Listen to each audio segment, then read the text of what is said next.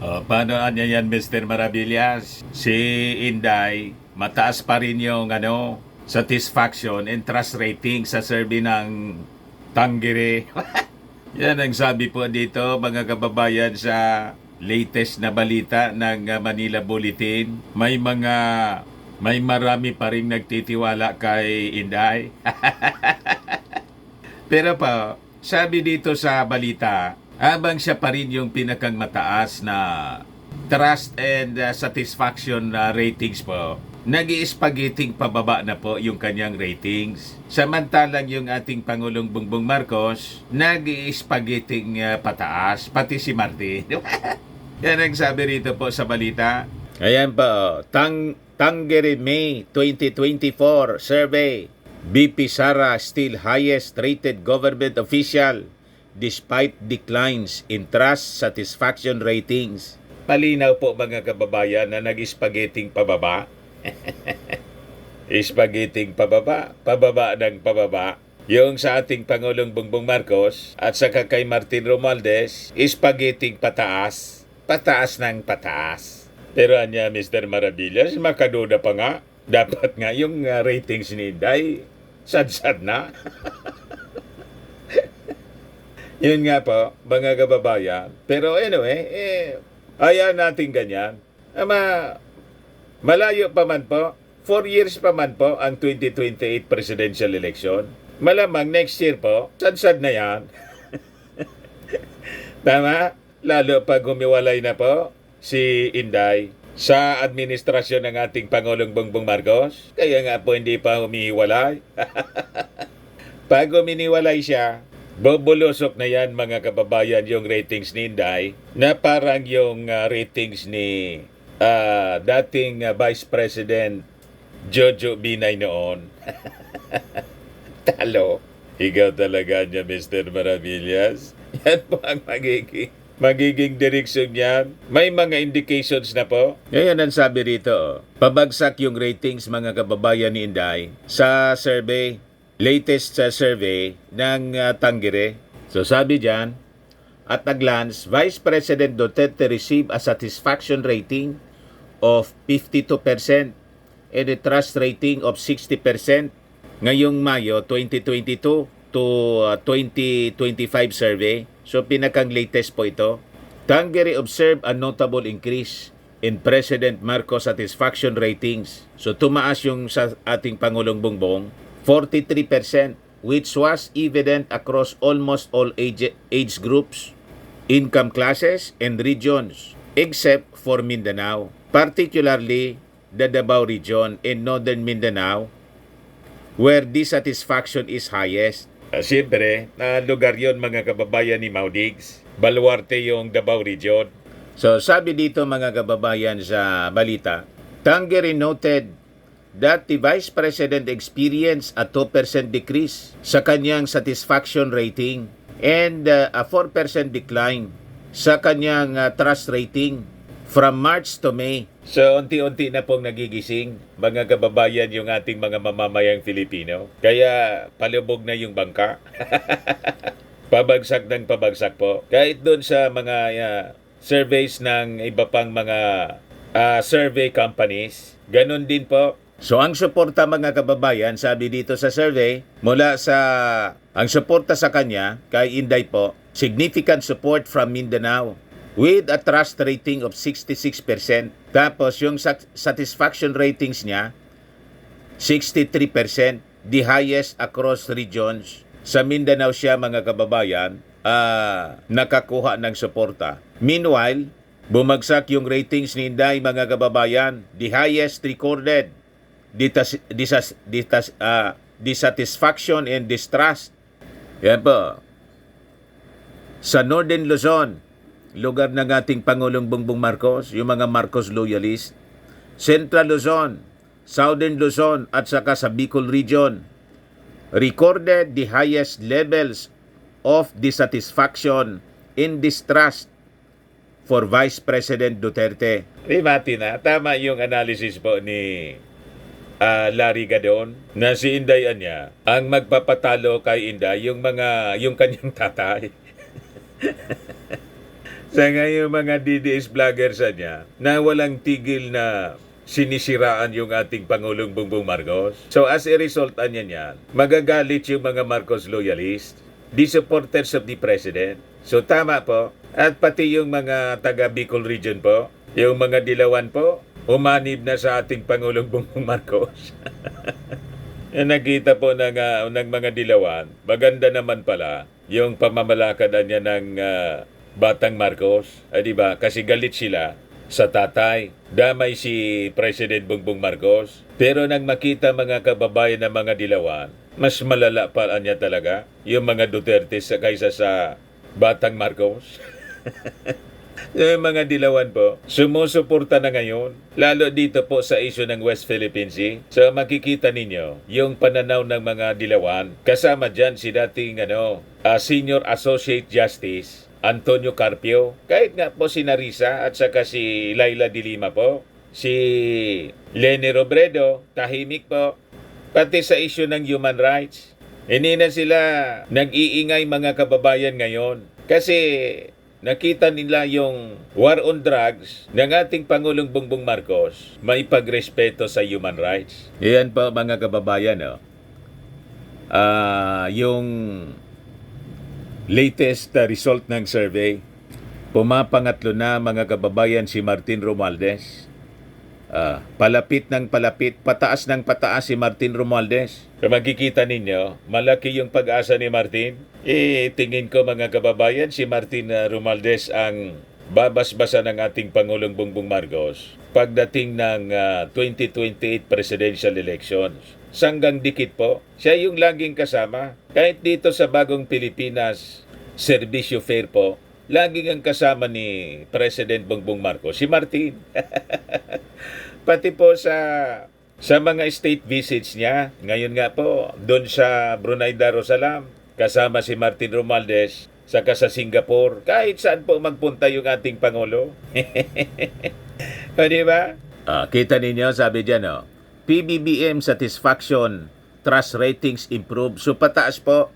Pabagsak si Inday, pataas yung ating Pangulong Bongbong Marcos.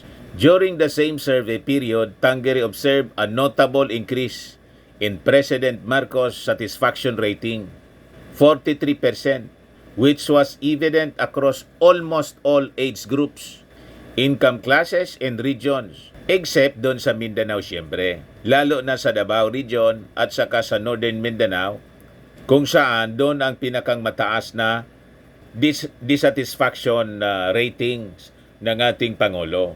Baluarte po ng mga Duterte, yung mga tao doon, na brainwash na po. Basta sila, Duterte sila. Hindi mo man masisisi. Siyempre, proud sila na galing sa kanilang lugar. Para din dito sa Bicol, kay Leni Robredo. Dito si Leni panalo. Pero dito ngayon, tumaas yung approval ratings mga kababayan ng ating Pangulong Bongbong sa Bicol. Kasi hindi niya pinabayaan po yung Bicol. So sabi diyan, in his final term as Senate President, Tangere said, Juan Miguel Zubiri saw a marginal 1% increase in both his satisfaction and trust ratings. 43% at saka 54%. However, sabi diyan, yung dissatisfaction tumaas by 7%, while distrust increased by 2% during the same period. 51% ng mga respondents attributed the former Senate President's ouster to the proposed economic charter change or amendments to the economic provisions ng 1987 Constitution. Tangere also found that 59% ng mga respondents trust that Senator Francis Escudero can fulfill his new role as the new Senate President. So mataas din mga kababayan. Ito na po. Meanwhile,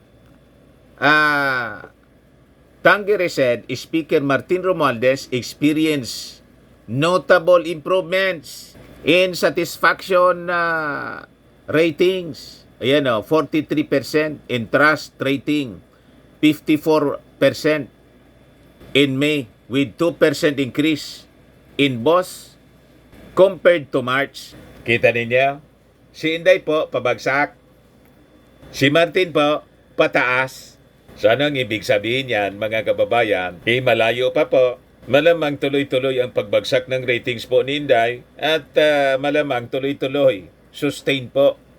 Slowly but surely po, pataas ng pataas yung ratings po ni Martin. Mag-iyakan yan, Mr. Maravillas, pag dating ng oras yung mga didiin. Ituloy lang ninyo yung atake. Tuloy-tuloy lang ang paninira, yung maisog. Ituloy-tuloy lang ninyo. Siraan na ninyo ng siraan yung ating Pangulong Bongbong Marcos. Idamay ninyo sa paninira sa maisog. Yun naman talaga po ang ginagawa si Martin Romualdez. Kasi you will be doing a great favor sa Marcos Romualdez sa tandem. So sabi dyan, the increase in his ratings, referring to Martin Romualdez, was particularly pronounced in the Northern Luzon, Central Luzon, and Eastern Visayas regions. However, among Mindanao respondents and the upper and middle class income classes, distrust and dissatisfaction levels were relatively higher. Anyway, yung majority man po ng mga congressmen sa Mindanao po, sumusuporta po kay Speaker Martin Romualdez. Lagi pong kasama doon sa bagong Pilipinas Servicio Fair. Almost lahat mga kababayan ng mga congressman kasama po ni Martin Romualdez. Pag ganon, pati mga local officials, yung mga congressmen, gobernador, mayor po, sila yung may command ng votes. Pag minanduan yan, mga kababayan, yung mga botante, di ba? Buong Pilipinas yan, mga kababayan. May super majority po si Martin Romualdez. Rimati na. Tama po yung ating mga analysis. Malayo pa po. 4 years pa yung 2028 election. Marami pang magaganap. O ngayon, idagdag ko na lang po itong isa pang controversy. During the administration po ni Mau Diggs, may sumingaw na naman pong baho. Another formally, mga kababayan ito. Ayan po. Sabi diyan, Solons want to unravel this PhilHealth controversy from Duterte administration. Malaking pera po naman yung involto. 15.5 billion advance payment na ginawa, mga kababayan, ng Philippine Health Insurance Corporation or PhilHealth to hospitals under its controversial interim reimbursement mechanism or IRM program. So boss the minority at saka yung mga majority congressmen, gusto nila itong halukayin po. Para niya, Mr. Maravillas, sunod-sunod na. Sunod-sunod na po yung investigasyon na ginagawa ng Congress sa mga kapalpakan na ginawa ng previous administration po. So sabi dyan, during Wednesday's oversight hearing of the House Committee on Appropriations, House members aired their concerns over the legality and transparency of the IRM program which was implemented during the previous Duterte administration. Gabriela Party List Representative Arlene Brosas, a House Assistant Minority Leader, raised critical questions about the IRM, a system that advanced 15.5 billion pesos in funds to private and government hospitals during the Bidco pandemonium. So, nagpapa-imbestiga po mga militant congressmen. So, malayo man pong isisi ito sa ating Pangulong Bongbong. Yung mga militant congressmen po, mga makabayan black po, may sarili silang prinsipyo. Hindi mo yan madiktahan. Tama? Baga kasi isisi naman ng mga DDS na ginigipitan niya yung previous administration. Itanong ninyo sa minority. So sabi dyan, ang aligasyon na niya ay 15.5 billion na binulsa umano ng PhilHealth officials through fraudulent schemes. Pinautang sa mga negosyante and hospital owners itong budget na ito para sana sa emergency fund para sa mga natural disasters. Meron na rin ba na naging liable? Baka maari na nating makuha ang report nila, sabi po ni Brosas. The IRM controversy happened in PhilHealth during the previous administrations of former President Rodrigo Duterte. Brosas, member of the Makabayan Bloc, chided the PhilHealth officials for being unable to answer her questions on the program. Dapat anya may institutional memory ang ating PhilHealth. Di ba? Kaya nga natin sila pinapatawag kasi gusto naman natin itahi ang mga nangyari noong nakaraan hanggang ngayon. Meanwhile, si House Deputy Majority Leader at saka Iloilo 1st District Representative Janet Garin questioned the legality ng paggamit nitong PhilHealth Fund as capital for private and government hospitals. She noted that these were not government funds anya, but rather the contributions ng mga members. Ang ginawaan niya noong nakarang administrasyon, ginamit ang pera ng PhilHealth. Ang pera niya ng PhilHealth, hindi yan pondo ng gobyerno, sabi po ni Garin. Pondoan niya yan ng mga members kasi isa siyang insurance mechanism. So, ipapatawag mga kababayan yung current and previous officials po ng PhilHealth. Ang sabi, yung PhilHealth President at saka Chief Executive Officer during the Duterte administration at nang i-implement po itong programa ay si Ricardo Morales, isa pong retired Army General. So magkakaalaman na naman mga kababayan, kakalkalin po ng committee sa Kongreso itong sinasabing 15.5 billion pesos na pondong in advance po dito sa mga pribado in government hospitals na dapat po hindi man po yun ginamit kasi pondo po yun ng mga members ng PhilHealth. Ganon mga kababayan. Malamangan niya Mr. Maravillas, may mga kumita na naman dyan. Halangan man pong wala. So may susubaybayan na naman tayo po na isang congressional inquiry. Labo-laboan niya Mr. Maravillas ang investigasyon ng Congress ngayon. Yung human rights violations niya during the war on drugs, iniimbestigahan. Yung secret deal sa China, iniimbestigahan. Marami pa yan mga kababayan. Naka-line up na yan mga kababayan. Kasi dapat talaga na may managot. Tama po? Tulad ng nangyari po sa Farmally. Ayan man lang po. Ako po si Dante Maravillas. Bye-bye. God bless.